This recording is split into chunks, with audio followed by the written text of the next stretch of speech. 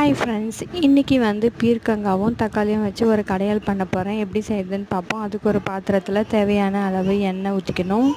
இப்போ எண்ணெய் நல்லா ஹீட் ஆனதுக்கப்புறம் அதில் கடுகு, சீரகம், கடலப்பருப்பு போட்டு நல்லா வறுத்துக்கின்னு அது கூடவே ஒரு 5-6 பல் பூண்டு சேர்த்துக்கின்னு நல்லா வதக்கிக்கணும். இது நல்லா வதங்கி வந்ததுக்கப்புறம் அது கூடவே கட் பண்ணி வச்சுருந்த வெங்காயம், காரத்துக்கு தகுந்த மாதிரி ஒரு 4 பச்சை மிளகாவை போட்டு நல்லா மிக்ஸ் பண்ணிக்கணும். இப்போ இது கூட கொஞ்சம் கருவேப்பிலை சேர்த்து நல்லா கலந்து விட்டுக்கலாம். வெங்காயம் கொஞ்சம் வதங்கி வந்ததுக்கப்புறம் அது கூட கொஞ்சமாக மஞ்சள் தூள், டேஸ்ட்டுக்கு தகுந்த சால்ட்டை ஆட் பண்ணி நல்லா மிக்ஸ் பண்ணி விட்டுக்கணும். இப்போ மஞ்சள் தூளோட பச்சை வாசனை போகிற வரைக்கும் நல்லா கலந்து விட்டுக்கணும்.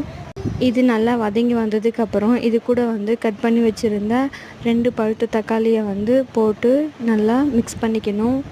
தக்காளி வந்து நல்லா சாஃப்டாக வெந்து வர வரைக்கும் அதை எண்ணெயிலேயே வதக்கிக்கணும். இதில் வந்து நம்ம வாட்டரை வந்து ஆட் பண்ண வேண்டிய அவசியம் கிடையாது. இப்போ தக்காளி ஓரளவுக்கு சாஃப்ட் ஆனதுக்கப்புறம் கட் பண்ணி வச்சுருந்த பீர்க்கங்காவை இதில் போட்டு நல்லா கலந்து விட்டுக்கணும். பீர்க்கங்காய் வாங்கும்போது ஒரு முறை இந்த மாதிரி தக்காளியும் பீர்க்கங்காவும் வச்சு கடையில் வந்து ட்ரை பண்ணி பாருங்கள். டேஸ்ட்டு ரொம்ப சூப்பராக இருக்கும். இப்போ பாருங்கள், இது நல்லா சாஃப்டாக வதங்கி வந்துருச்சு. நான் இதில் தண்ணிலாம் எதுவுமே ஆட் பண்ணவே இல்லை. ஆயிலே நல்லா வதக்கி எடுத்துக்கலாம். இப்போ இந்த மாதிரி ரொம்ப சாஃப்டாக வந்ததுக்கப்புறம் இப்போ இது கூடவே கொஞ்சமாக கட் பண்ணி வச்சுருந்த கொத்தமல்லியை வந்து தூவி நல்லா மிக்ஸ் பண்ணிக்கலாம். இன்னும் கொஞ்சம் இது நல்லா சாஃப்டானதுக்கப்புறம் ஒரு மேஷரை வச்சு நல்லா இதை வந்து மேஷ் பண்ணி எடுத்துக்கலாம்.